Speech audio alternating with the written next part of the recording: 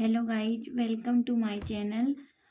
आज हम growth and develop child health nursing का ग्रोथ एंड डेवलपमेंट एक टॉपिक स्टडी करने जा रहे हैं, जो कि चाइल्ड हेल्थ नर्सिंग के पेपर में बहुत ही बार पूछा गया है। और ये समझ लीजिए कि चाइल्ड हेल्थ नर्सिंग का पहला क्वेश्चन ही पेपर में यही होता है, जिसमें डिफाइन ग्रोथ एंड डेवलपमेंट पूछा जाता है, उसके फैक्टर या उसके प्रिंसिपल पूछ लिए जाते हैं। तो हम आज 2019 के फर्स्ट क्वेश्चन से शुरू करेंगे, जो हमारी पहली क्लास रहेगी। तो और आगे आगे हम आने वाले क्वेश्चंस भी इसमें स्टडी करेंगे इस चैनल पे।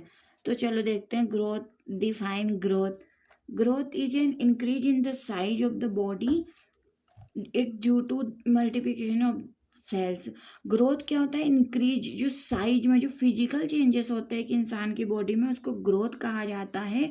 बॉडी और उसके पार्ट में, और ये सारा खेल होता है मल्टीप्लिकेशन ऑफ सेल्स का, क्योंकि जैसा कि आप सब जानते हैं, सेल्स स्ट्रक्चर और फंक्शनल यूनिट होता है बॉडी का। तो उसके मल्टीप्लिकेशन के बिना ना पार्ट्स बढ़ सकते हैं, ना ऑर्गन बढ़ सकते हैं, और ना टिश्यू बढ़ सकते हैं। तो अगर आपसे कोई भी डेफिनेशन पूछी जाएगी तो आपको मिनिमम 2 डेफिनेशन लिखना ही पड़ेगा, चाहे 2 नंबर में आए, क्योंकि एक डेफिनेशन पे आपको एक ही नंबर मिलेगा। Growth is the next definition अपन देखते हैं। Growth is physical increase in the size such as height, weight, chest, head, leg, hand and of a person. एक पर्सन की हाइट, वेट, चेस्ट, हेड, उसके पाँव, हाथ, जो भी फिजिकल चेंजेस देखने को मिलते हैं उसी को ग्रोथ कहा जाता है। और ये क्वांटिटेटिव होती है, क्योंकि किसी भी हाइट को उसकी फुट, उसके इंच में मापा जा सकता है, वेट को वेट करके मापा जा सकता है, उसके चेस्ट, हेड को भी इंच टेप से माप सकते हैं। तो ये क्वांटिटेटिव चेंजेस होता है। It means can be measured, इसको अपन मेजर कर सकते हैं। लेकिन जैसे डेवलपमेंट का अगर आप डेफिनेशन देखें तो डेवलपमेंट एक क्वालिटेटिव चेंजेस होता है। तो उसका मतलब होता है कि अपन उसको मेजर नहीं कर सकते, और it is related to improvement in skills, function of the body and mind. Body के फंक्शंस, बॉडी और माइंड के जो फंक्शंस और स्किल्स में जो चेंजेस होता है उसी को डेवलपमेंट बोला जाता है। ये क्वालिटेटिव होता है। किसी भी इंसान की जो क्वालिटी होती है, उसकी स्किल्स, उसकी कॉग्निटिव थिंकिंग, उसकी इंटेलिजेंसी, उसी को उसका डेवलपमेंट कहा जाता है, जो वो अपने एक्सपीरियंस से भी अर्न कर सकता है। तो अगर आप एक डेफिनेशन सीख जाएंगे या फिर एक डेफिनेशन अपन पढ़ सकते हैं, तो सेकेंड अपन खुद भी बना के लिख सकते हैं उस चीज़ को देखते हुए। जैसे डेवलपमेंट एक प्रोग्रेसिव इम्प्रूवमेंट होता है पर्सन की एबिलिटी, उसके फंक्शंस और बिहेवियर में। इस अगला क्वेश्चन है factor affecting growth and development. Growth और डेवलपमेंट को फैक्टर कौन कौन से अफेक्ट करते हैं? ये क्वेश्चन एग्जाम में 7 मार्क्स का पूछा गया था, तो अपन उसको उसी हिसाब से स्टडी करेंगे इन 7 मार्क्स। तो अगर 3 नंबर में पूछा जाए या फिर 2 नंबर में पूछा जाए, तो आप ऐसा फ्लो चार्ट बना के भी छोड़ सकते हैं। मन हो तो 1-2 एग्जाम्पल लिख सकते हैं यहाँ पे। पर इसको 7 नंबर में पूछा गया है, तो अपन इसको आगे भी स्टडी करेंगे। तो इसके फैक्टर और डेवलपमेंट और ग्रोथ के अपन फैक्टर देखते हैं। अगर अपन किसी भी क्वेश्चन को खुद पे लेके देखें या उसको स्टडी करना चाहें, तो जैसे कि आप देख सकते हैं कि फैक्टर ग्रोथ, एक इंसान की ग्रोथ और डेवलपमेंट जैसा आप समझ चुके हैं पहले कि एक फिजिकल चेंजेस होता है और एक मेंटल चेंजेस होता है। तो उसको कि कौन कौन से फैक्टर अफेक्ट कर सकते हैं, जैसे हेरिडिटरी होता है, एज होता है इंसान का। हेरिडिटरी मतलब उसके जो जेनेटिक चेंजेस होते हैं। एज मतलब एक इंसान की एज क्या है, उस हिसाब से उसका ग्रोथ और डेवलपमेंट होगा। एक इंसान का सेक्स, उसका जेंडर क्या है, उसका इन्वायरमेंट क्या है, वो क्या खाता है, न्यूट्रिशन क्या है, किस तरीके से खाता है, कितना खर्चा खाने पे करता है, उसका कल्चर क्या है, उसका कल्चर उसको क्या क्या बताता है खाने के लिए, उसके रिलीजन फैक्टर, किस रिलीजन से, जैसे हिंदू, मुसलमान, ब्राह्मण है अगर हिंदू में, तो वो वेज नॉन वेज तो बिल्कुल प्रीफर नहीं करेंगे वो लोग। तो कल्चर और रिलीजन भी इफेक्ट करता है। एक्सरसाइज, रेगुलर एक्सरसाइज और हेल्थ स्टेटस, कोई बीमारी बहुत लंबे टाइम से है, परिवार में ही कोई बीमारी है, तो उसके बॉडी में वो बीमारी उसको ग्रोथ और डेवलपमेंट को डिले कर सकती है। जियोग्राफिक और क्लाइमेट कंडीशन, कि वो किस एरिया से बिलोंग करता है, ठंडे वातावरण से कि हॉट इन्वायरमेंट से। फैमिली और पेरेंटल इन्फ्लुएंस, उसके मम्मी पापा की एजुकेशन क्या है, पेरेंट्स उसका कैसा सोचते हैं, कैसा उसको इन्वॉल्वमेंट देते हैं। एंडोक्राइन फैक्टर में तो हार्मोनल फैक्टर का तो सारा ही खेल होता है बॉडी में। बिना हार्मोन के कोई ग्रोथ और डेवलपमेंट संभव नहीं है। इंटेलिजेंस और इमोशनल फैक्टर, इंटेलिजेंस एक इंसान का, इन अलग अलग लोग अलग अलग इंटेलिजेंसी लेवल के होते हैं। किसी का स्किल्स और उसका कोई चीज़ अगर सेम दो व्यक्ति को साथ सिखाया जाए तो एक इंसान जल्दी लर्न करता है और एक थोड़ा लेट लर्न करता है। अब अपन इनको डिटेल में आगे देखेंगे, लेकिन ज़्यादा नंबर में पूछा गया है इसलिए अगर कम मार्क्स में पूछा जाएगा तो आप फ्लो चार्ट बना के भी नंबर ले सकते हैं। अब अपन एक एक फैक्टर को देखते हैं। जैसे hereditary means genetic makeup received from parents. Parents से आने वाला एक जेनेटिक मेकअप होता है। जैसे पेरेंट्स का, आप अगर आपके पेरेंट्स गोरे हैं दोनों तो आपका भी कलर गोरा होगा। अगर हाइट वेट उनका अच्छा है, बॉडी BMI उनका अच्छा है तो आपका भी पर्सनालिटी अच्छा होगा। किसी के पेरेंट्स दुबले पतले हैं तो बच्चा भी लाइकली दुबला पतला ही होगा। तो ये सब डिसाइड होता है अपना height weight colour eye colour intelligency and some disease. ये बहुत पेरेंट्स अगर लंबे हैं तो पेरेंट्स की भी बच्चे के भी ज़्यादा पॉसिबिलिटी होगी कि वो लंबा ही होगा। सेक्स जैसे उसका जेंडर क्या है, अपन देखते हैं कि मेल और फीमेल ग्रो और डेवलप डिफरेंटली, दोनों अलग अलग तरीके से बढ़ते हैं। जैसे बॉयज यूजुअली ग्रो करते हैं, लंबे होते हैं और हैवियर होते हैं गर्ल्स की तुलना में। बॉयज़ की जो बॉडी वेट होता है वो भी गर्ल्स की तुलना में ज़्यादा होता है। लेकिन गर्ल्स भी इमोशनली और सोशली जल्दी डेवलप होती है आफ्टर पुबर्टी। और एज क्या है इंसान का, growth rate different at different as.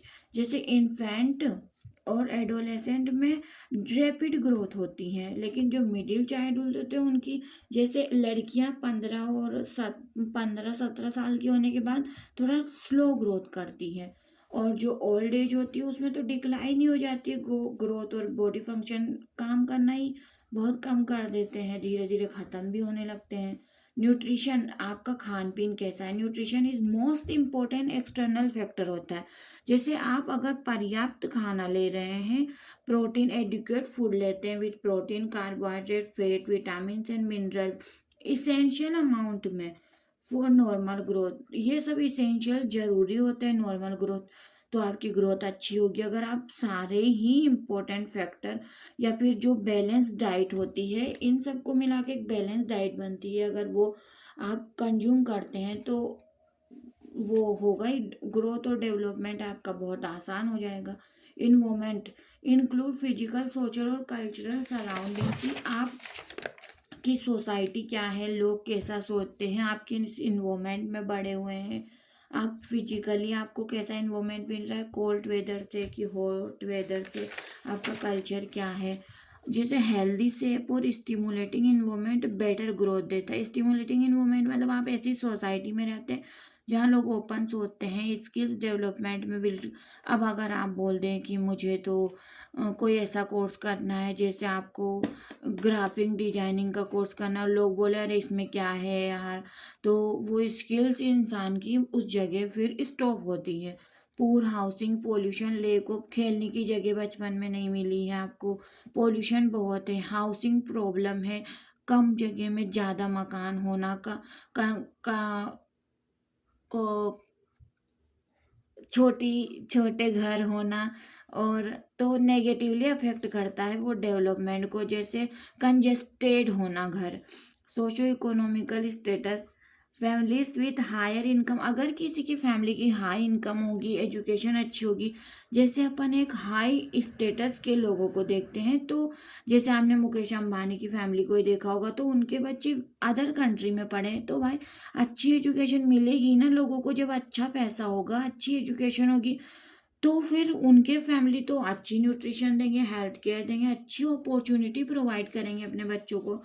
तो सोशो इकोनॉमिकल स्टेटस तो मेरे हिसाब से एक बहुत इंपॉर्टेंट फैक्टर होता है किसी भी इंसान की स्किल्स, उसके डेवलपमेंट और उसकी ग्रोथ को इफेक्ट करता है। पॉवर्टी में लीड करता है माल न्यूट्रिशन, कि जैसे बच्चे को प्रॉपर न्यूट्रिशन ही नहीं मिल रहा है तो माल न्यूट्रिशन जैसी कंडीशन तो उसमें होगी, पूर हेल्थ होगा, उसका डिले हो जाएगा स्कूलिंग और स्लो होगा डेवलपमेंट। कल्चर जैसा कोई ब्राह्मण है तो उसके बिलीफ, उसके कस्टम, उसकी प्रैक्टिस इन्फ्लुएंस करते हैं उसकी डाइट को। कोई मुस्लिम है तो वो ज़्यादा मांस खाना पसंद करते हैं, लेकिन ब्राह्मण है, हिंदू है तो उन लोगों में ये सब चीज़ें नहीं होती है। तो हो सकता है कि मुसलमान का और अगर हिंदू का 2 बच्चे साथ आप देखें तो उसका ग्रोथ अच्छा होता है मुस्लिम का, क्योंकि उन लोगों को अच्छा न्यूट्रिशन मिल सकता है उनके कल्चर के अकॉर्डिंग। फैमिली और पेरेंटल इन्फ्लुएंस है, पेरेंट्स एजुकेशन, उनका एटीट्यूड, आपके पेरेंट्स की एजुकेशन क्या है, उनका एटीट्यूड क्या है, उनके लव क्या है, उनके डिसिप्लिन क्या है। डिसिप्लिन बच्चे को नेगेटिव इफेक्ट भी देता है बचपन में, पॉजिटिव इफेक्ट भी देता है। कि अगर आप किसी चीज़ को बहुत बांध के रखेंगे तो स्किल्स स्टॉप हो सकती है, उसकी स्किल्स गिर सकती हैं। चाइल्ड रीयरिंग मतलब पालन पोषण, किसी बच्चे का पालन पोषण स्टाइल अफेक्ट करता है उसकी पर्सनालिटी डेवलपमेंट को। जैसे अगर आप किसी सिटी में बच्चे को देखिए, उसका पालन पोषण किस तरीके से किया गया है तो उसकी पर्सनालिटी एक अलग ही झलकती है। लेकिन अगर आप गांव में किसी उसी सेम एज के बच्चे से मिलेंगे तो उसके पास वो पर्सनालिटी आपको नहीं मिलेगी या वो स्किल्स नहीं दिखेगी। किसी बचपन में गांव अगर सिटी में बच्चे को पढ़ रहा है, हो सकता है उसको कंप्यूटर बचपन से चलाना आता हो, लेकिन गांव में वो सब चीज़ें डिले डेवलप होता है इंसान में, क्योंकि उनको बचपन से वो स्टाइल ही नहीं दी गई है पालन पोषण की। जियोग्राफिकल और climate condition, climate is most important external part होता है। जैसे किसी कोल्ड रिलीजन के यूजुअली उन लोगों को अगर आमतौर पे देखा जाए तो उनकी बॉडी हैवी होती है। जैसे आप किसी दार्जिलिंग के व्यक्ति को देखेंगे तो गोरे और हैवी बॉडी देखने को मिलेगा, लेकिन आप किसी राजस्थान के इंसान को देखेंगे तो हो सकता है आपको में भी थोड़ा पर्सनालिटी कमज़ोर दिखे। तो जियोग्राफिकल और क्लाइमेट कंडीशन बहुत इफ़ेक्ट करता है। और एंडोक्राइन, जैसे मैंने पहले बताया कि हार्मोन का ही सारा खेल होता है, डायरेक्टली रेगुलेट करते हैं। जैसे ग्रोथ हार्मोन डायरेक्टली कंट्रोल करता है उसकी हाइट और वेट को, थायराइड हार्मोन इफेक्ट करता है मेटाबॉलिज्म और ब्रेन डेवलपमेंट को, और सेक्स हार्मोन कंट्रोल करता है पुबर्टी चेंजेस को। एक्सरसाइज और health status, regular physical activity promote करती है स्ट्रॉन्ग मसल्स और बोन्स। एक्सरसाइज एक मोस्ट इम्पोर्टेंट पार्ट होता है ग्रोथ और डेवलपमेंट का। अगर आप बचपन से एक्सरसाइज और हेल्थ एक्टिविटी पे ध्यान दें तो आपकी मसल्स और एक जो सेम एज के व्यक्ति की जो मसल्स और बोन होगी वो में भी आपसे वीक हो सकती हैं, आपकी बोन स्ट्रॉन्ग हो सकती हैं। क्रोनिक इलनेस, अगर किसी को लंबे टाइम से एड्स है या फिर उसको डायबिटीज़ है तो उसकी ग्रोथ और लर्निंग दोनों को ही डिले करेगा, क्योंकि अगर इंसान का हेल्थ ही उसका साथ नहीं दे रहा है तो वो क्या लर्न कर पाएगा। इंटेलिजेंस और इमोशनल फैक्टर, इंटेलिजेंस चिल्ड्रन अक्सर लर्न करते हैं स्किल्स को फास्टर। अगर किसी की इंटेलिजेंसी ज़्यादा है, अगर एक क्लासमेट्स 3 फ्रेंड्स साथ एक ही क्लास में पढ़े हैं लेकिन उनमें से किसी को अच्छे मार्क्स आते हैं, कोई जल्दी लर्न करता है तो वो चीज़ बहुत इफ़ेक्ट करता है इंटेलिजेंसी, जो कि जेनेटिक भी हो सकता है इंटेलिजेंसी या फिर किसी की स्किल से भी बढ़ सकती है। इंटेलिजेंसी से तो ग्रोथ अफेक्ट होती है इंसान की। इमोशनल सिक्योरिटी, अगर उसको केयर, प्यार और सपोर्ट मिलता है तो उसकी पर्सनालिटी और सोशल डेवलपमेंट होता है। लेकिन अगर बच्चे को घर से प्यार और केयर ही नहीं मिल पा रहा है, वो दूसरों को देख के नेगेटिवली खुद को इफेक्ट कर रहा है, तो किसी भी व्यक्ति की ग्रोथ और डेवलपमेंट पे लव एंड केयर और जो इमोशनल सपोर्ट होता है फैमिली का वो बहुत असर करता है। तो हम अपने इस टॉपिक को यहीं ख़त्म करते हैं। अगर आपको BSc nursing first year, second year या थर्ड ईयर के मेडिकल, सर्जिकल और चाइल्ड हेल्थ नर्सिंग से रिलेटेड कोई भी टॉपिक चाहिए या पूरी यूनिट का भी नोट चाहिए तो आप मुझे कमेंट करें, और नीचे लिंक में मैं अपना नंबर मेंशन कर दूंगी, आप व्हाट्सएप पे मुझे कांटेक्ट करके इसका नोट्स भी प्रोवाइड कर सकते हैं।